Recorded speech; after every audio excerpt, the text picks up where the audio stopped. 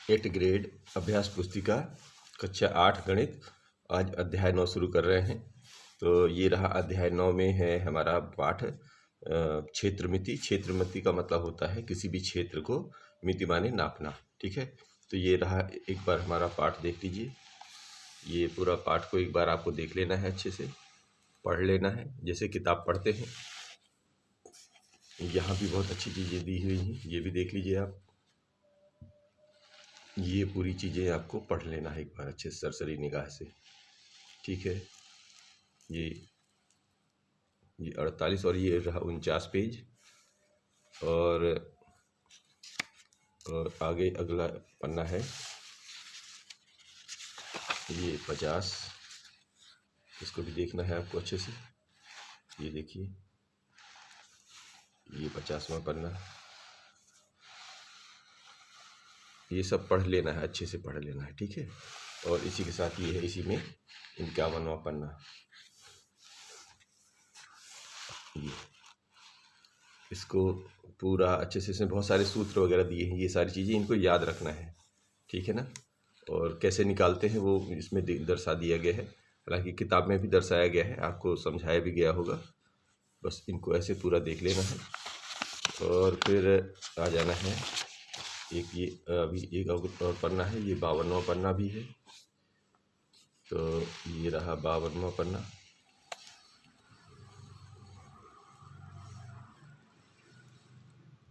और ये इसी का साथ में ये 53वां पन्ना। यह एक निगाह देख लीजिए, इसको बस आपको पूरा पढ़ लेना है। ठीक है ना, अब इसके साथ ही शुरू हो जाता है हमारा अभ्यास कार्य, मतलब अब हमें इसमें काम करना है। तो शुरू करते हैं। देखिए, ये दिए प्रश्नों को पढ़कर, यहाँ से शुरू कर रहे हैं कि प्रश्नों को पढ़कर दिए गए विकल्पों में से सही उत्तर चुनकर लिखिए और सामने दिए गए सही घेरे को भरिए। तो शुरू करते हैं। ये रहा हमारा प्रश्न और ये रहा उसके विकल्प। तो उसमें भरना है घेरे में। तो यदि एक घन की भुजा को उसकी मूल भुजा से 10 गुना बढ़ा दिया जाए तो उसके आयतन में क्या परिवर्तन होगा जी। मूल भुजा से जब उसके घन का जो अगर मूल भुजा कहलाती है, एक तरह की एक भुजा, और उसका जो आयतन होता है उसका 3, ठीक है ना। तो उसका आयतन जब उसमें बढ़ाएंगे, 10 गुना बढ़ाएंगे, तो 10 में क्या होगा, 3 शून्य और बढ़ेंगे। तो 10 में कुल मिला के कितने हो जाएंगे, 1 2 3 शून्य, एक की जगह अब 3 हो जाएंगे। 3 का मतलब 1000 गुना हो गया। तो ये कहाँ पर है, ये है एक नंबर, ए नंबर पर, और ए नंबर पर आप गोला लगा लीजिए और उसका रिजल्ट यहाँ लिख देना है। यानी ए में जो लिखा है वो लिखना है यहाँ, और गोला इधर लगाना है। दूसरा ये कह रहे हैं कि यदि हम 2 सेंटीमीटर भुजा वाले दो घनों को आपस में जोड़कर रखते हैं तो प्राप्त घन आपकी लंबाई, चौड़ाई और ऊंचाई क्रमशः होगी। देखिए, 2 सेंटीमीटर भुजा वाले घन ऐसे होंगे। ये एक घन रखा है, इसके बगल में एक और घन रखा है, तो लंबाई कितनी थी, 2 थी। और जब सटा के रख दिए तो लंबाई में 2 और 2 यानी कि 4 लंबाई हो जाएगी। और चौड़ाई में कोई फ़र्क नहीं पड़ रहा, ऊंचाई में कोई फ़र्क नहीं पड़ रहा है। सिर्फ कहाँ अंतर पड़ेगा कि ये जो 2 सेंटीमीटर था, 2 सेंटीमीटर है, तो लंबाई 2 और 2 4 सेंटीमीटर हो जाएगी। तो देख लीजिए आप, शुरुआत में हमेशा लंबाई लिखी जाती है, फिर चौड़ाई लिखी जाती है, फिर ऊंचाई लिखी जाती है। देखिए, 4 2 2 यानी 4, फिर लंबाई, तो चौड़ाई 2 और 2। ये तो ये हमारा किस में लिखा हुआ है, ये सी में लिखा हुआ है। तो इसको हम सी में गोला लगा लेंगे। ठीक है, और इसका सी का जो भी मान लिखा हुआ है वो यहाँ उतार लेते हैं। प्रश्न 3 ये कह रहे हैं कि एक समचतुर्भुज के दो विकर्णों की लंबाई क्रमशः 30 सेंटीमीटर और 16 सेंटीमीटर, इसका क्षेत्रफल क्या होगा।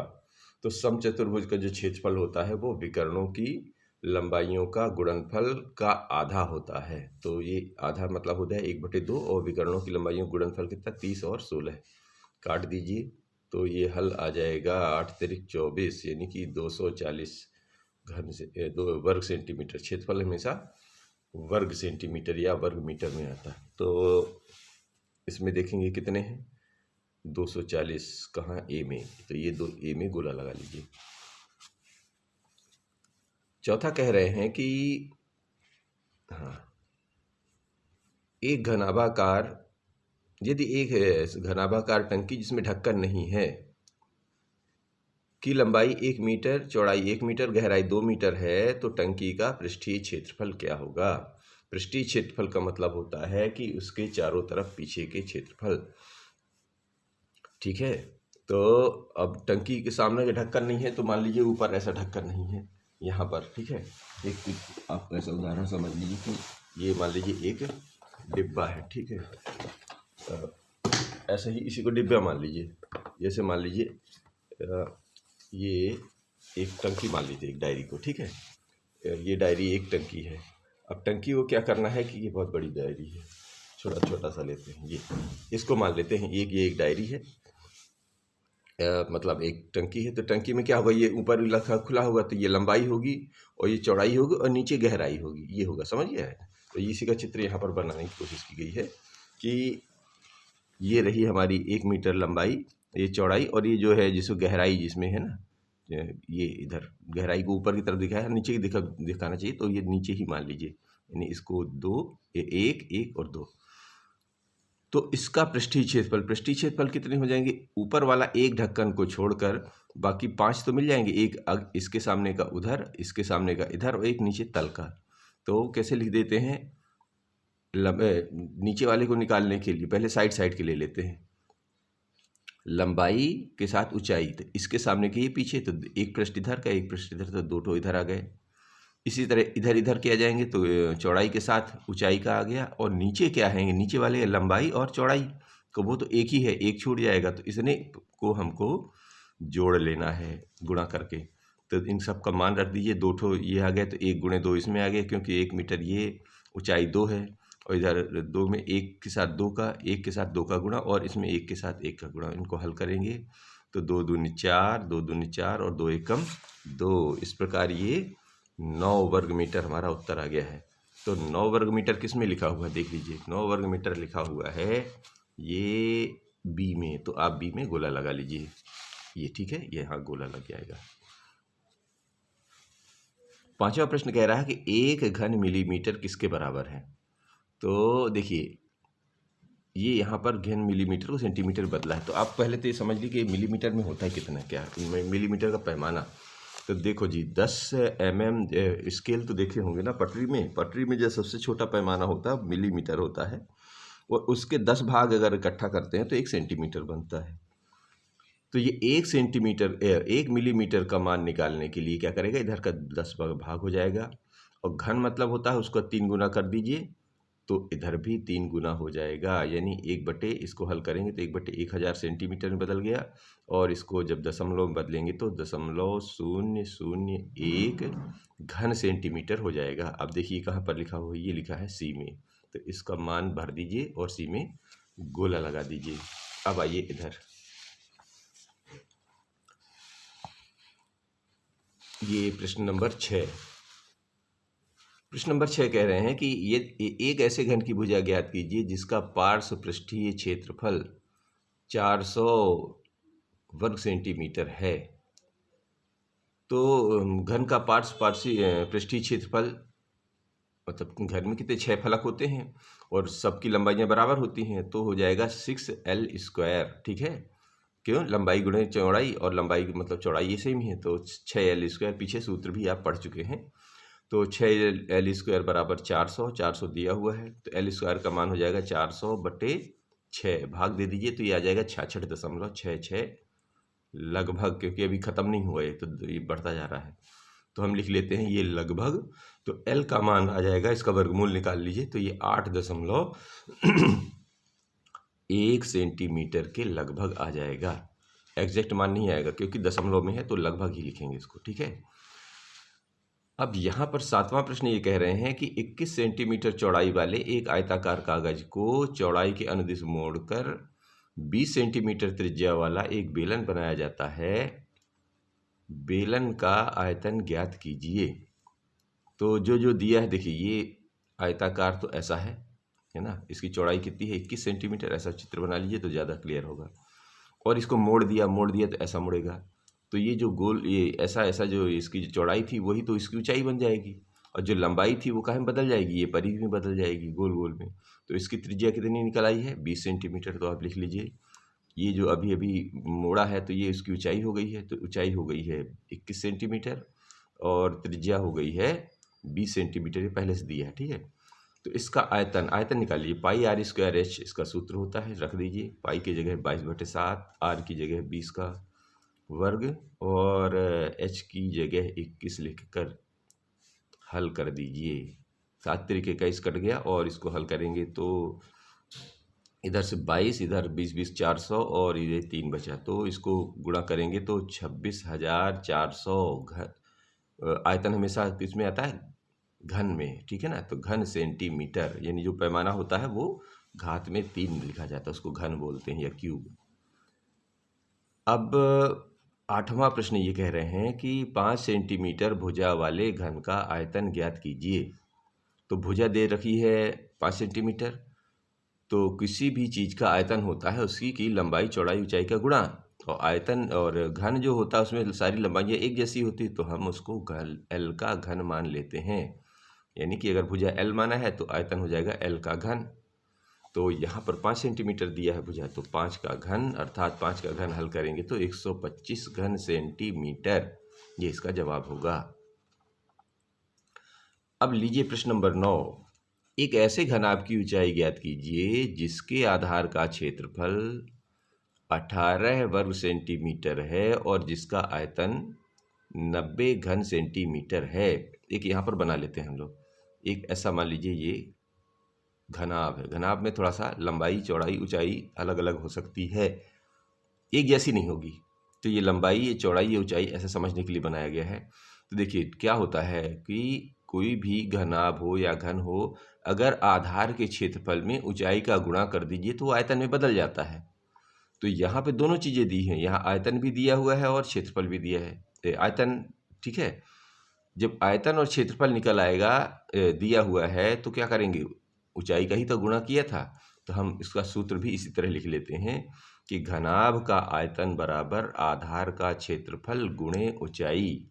अब इससे सबके मान रख दीजिए, चूंकि जो दिए हैं, तो ये 90 दिया हुआ है, आयतन यहाँ पर, आधार का क्षेत्रफल यहाँ पर दिया है 18 वर्ग सेंटीमीटर और ऊंचाई दिया हुआ है, ज्ञात करनी है मतलब। तो इधर को भाग दे दीजिए, तो ये आएगा 90 में से 18 का भाग 5 बार जाएगा, तो ऊंचाई आ जाएगी 5 सेंटीमीटर। अब लीजिए प्रश्न नंबर 10। प्रश्न नंबर 10 ये कह रहे हैं, ये पूरा स्क्रीन पे लेते हैं। एक कंपनी चाय पत्ती बेचती है। चाय पत्ती को पैक करने के लिए घनाभाकार डिब्बों का उपयोग किया जा रहा है। अब देखिए घनाभाकार डिब्बे उपयोग किए जा रहे हैं और डिब्बे की बीमाएँ, डिब्बे पी की बीमाएँ, मतलब एक डिब्बा है वो उसका नाम पी दिया हुआ उन्होंने। तो डिब्बे की बीमाएँ 3 सेंटीमीटर, 8 सेंटीमीटर और 20 सेंटीमीटर है। डिब्बा क्यू की बीमाएँ 2 सेंटीमीटर, 10 सेंटीमीटर और 24 सेंटीमीटर हैं। डिब्बे का कौन सा आकार कंपनी के लिए आर्थिक दृष्टि से लाभदायक होगा। तो जी इसका एक काम करिए, दोनों डब्बों का अलग अलग यहाँ पर हल करते हैं, फिर देखते हैं कि किस में क्या अंतर आ रहा है, उसी के आधार पर हम निर्णय लेंगे। तो इधर लाइन के इस पार डिब्बे पी का निकालते हैं, डिब्बे क्यू का इसके इस पार। तो डिब्बे पी का आयतन निकालते हैं, तो आयतन होगा लंबाई गुणे चौड़ाई गुणे ऊंचाई, यानी ये लंबाई दूसरी चौड़ाई होती तीसरी ऊंचाई।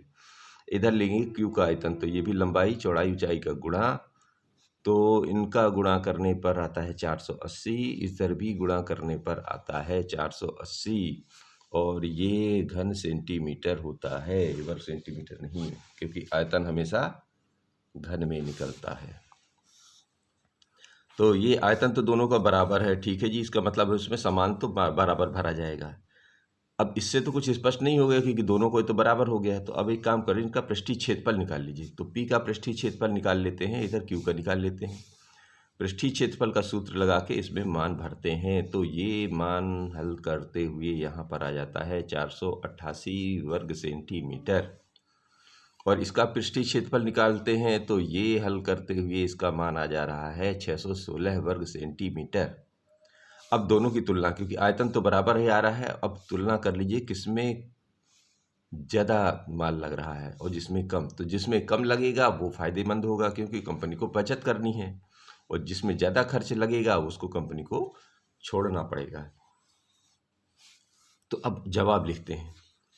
चूंकि आयतन दोनों डिब्बों के समान है तथा P डिब्बे का पृष्ठीय क्षेत्रफल Q डिब्बे के मतलब पृष्ठीय क्षेत्रफल से कम है, अतः डिब्बा P कंपनी के लिए आर्थिक दृष्टि से लाभदायक रहेगा, क्योंकि डिब्बा बनाने में उसमें कम लागत आएगी, इस डिब्बे को बनाने में ज़्यादा लागत आएगी और कंपनियां हमेशा बचत करती हैं। तो आर्थिक दृष्टि से कौन सी डिब्बा फायदेमंद निकाल के आ गया?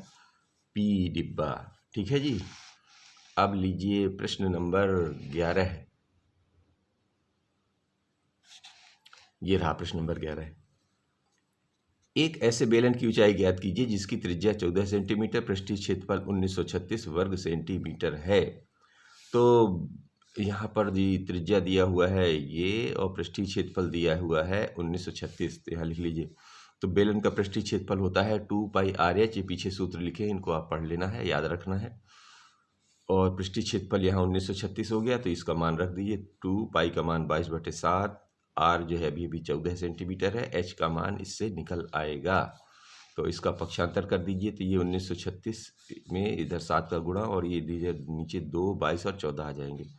इसको हल करने के लिए देखिए हम लोगों ने यहाँ काट पीट करके यहाँ पर 22 सेंटीमीटर का मान निकाल लिया है, यानी ऊंचाई 22 सेंटीमीटर आएगी। काटने यहाँ पर थोड़ा सा साफ सुथरा बनाने के लिए इधर काट दिया है, यहाँ आप देख लीजिए। ठीक है। 12वां प्रश्न कह रहे हैं कि एक मछली घर यानी एक्वेरियम घनाभ के आकार का है, जिसकी बाह्य माप 70 सेंटीमीटर, 30 सेंटीमीटर और 50 सेंटीमीटर है। इसके तल पृष्ठभाग वाले फलक और पीछे वाले फलक को रंगीन कागज से ढकना है। आवश्यक कागज का क्षेत्रफल ज्ञात करो। कर देते हैं। तो एक ये बनाया गया है एक्वेरियम, तो ये लंबाई हो जाएगी इसकी 70, ये 30, ये 50। अब देखिए इसको पहले समझ लीजिए। ये 70 सेंटीमीटर यहाँ लिख दिया L, इसको B मान लिए हैं, इसको H मान लिए हैं। अब ये देख ले कहाँ कहाँ लग रहा है। ये कह रहे हैं तल मतलब होता है नीचे वाला, यानी 70 × 30 वाला। ठीक है ना, यानी लंबाई और चौड़ाई वाला। और क्या पूछ रहे हैं, और पृष्ठ मतलब ये साइड वाले 2 ठो इधर आ जाएंगे, और पीछे वाला इस जो मछली के इस पार, यानी सामने के इस पार वाला ढक्कन। तो कितने ढक्कन हो जाएंगे हमारे पास? एक नीचे का, 2 इधर के, एक साइड का, यानी हमको 1, 2, 3, 4 और 1, 2, 3 और पीछे 4 चीज़ों को निकाल के जोड़ देना है। तो वही चीज़ यहाँ लिखते हैं। तल का क्षेत्रफल निकाल लीजिए, लंबाई गुणे चौड़ाई, ये निकल आएगा मान रख के। पृष्ठ वाले भाग में पृष्ठ माने पीछे, ये इधर है ना साइड वाला, ये तो इसके चौड़ाई के साथ ऊंचाई का गुणा कर दीजिए, ये आ जाएगा। और पीछे मतलब एकदम पीछे, यहाँ लंबाई के साथ ये क्या आ जाएगा, ऊंचाई वाला, ये लंबाई के साथ ऊंचाई वाला, ये निकल आया। अब इनको जोड़ने के लिए कितने, ये जो कि ये सामने वाला तो कितना है, लंबाई चौड़ाई, तल माने नीचे वाला तो एक ही रहेगा। साइड 2 हो जाएंगे, तो इसकी जगह एक और लगा दीजिए, यानी 2 लगा दिया, और ये एक ही है। जोड़ दीजिए सबको हल करके, मान रख दिए। तो ये एक वाले का तो 2100 आया था, इसमें 2 बार इसका पृष्ठ जुड़ रहे हैं, तो इसमें 2 का गुणा कर लिया, यानी 2 बार। ठीक है, और ये एक ही बार आया है। इन सब को हल करने के बाद आ गया है आपका आंसर 8600 वर्ग सेंटीमीटर, क्योंकि क्षेत्रफल है, घन वो नहीं है, आयतन नहीं है। ठीक है, क्षेत्रफल हमेशा वर्ग सेंटीमीटर में ही लिखा जाता है। अब प्रश्न नंबर 13। एक घनाभ की विमाएं 60 सेंटीमीटर, 54 सेंटीमीटर, 30 सेंटीमीटर है। इस घनाभ के अंदर 6 सेंटीमीटर भुजा वाले कितने छोटे घन रखे जा सकते हैं? तो आप इसका भी आयतन निकाल लीजिए, इसका भी आयतन निकाल लीजिए, फिर उसमें बड़े वाले डिब्बे में छोटे वाले डिब्बे के आयतन का भाग दे दीजिए, तो उसमें कितने घन रखे जाएंगे ये निकल आएगा। तो चलो, घनाभ का आयतन ये रहा, इसका गुणा इतना होता है, ये इतना घन सेंटीमीटर होता है। छोटे घन का आयतन का निकालने का, उसका भी 6 सेंटीमीटर दिया है, तो इसमें 3 का मतलब 6 3 बार गुणा हो जाएगा, ये 216। अब कितने रखे जाएंगे, तो घनाभ में रखे जाने वाले छोटे घनों की संख्या, यानी बड़े घन का आयतन, बड़े मतलब घनाभ का आयतन बटे छोटे घन का आयतन, भाग दे देते हैं। देखिए कितना आता है, ये देखा, तो वही आ गया छोटे घनों की संख्या, यानी इसका। अब जो ये इधर का था मान, अभी पहले खुला रख लीजिए, क्योंकि काट पीट तो करना है। ये खुले 60, 54 और 30 था, यहाँ भी रख लिया, और 6 का भाग दे दीजिए। तो इसी 6 से ऑलरेडी देखिए ऊपर नीचे कट रहे हैं, तो काट दीजिए। तो इधर 10, 9, 5 गुणा कर लीजिए तो आ जाता है 450 घन, यानी छोटे छोटे 450 घन उस घनाभ में रखे जा सकते हैं। प्रश्न नंबर 14 ही कह रहे हैं कि एक भवन में 18 बेलनाकार खंभे हैं, प्रत्येक खंभे की त्रिज्या 35 सेंटीमीटर है और ऊंचाई 5 मीटर है। 9 रुपये प्रति वर्ग मीटर की दर से सभी खंभों के वक्र पृष्ठीय क्षेत्रफल पर पेंट करने का व्यय ज्ञात कीजिए। तो जी ये रहा, त्रिज्या कितनी है 35 सेंटीमीटर, इसको मीटर में बदल दीजिए।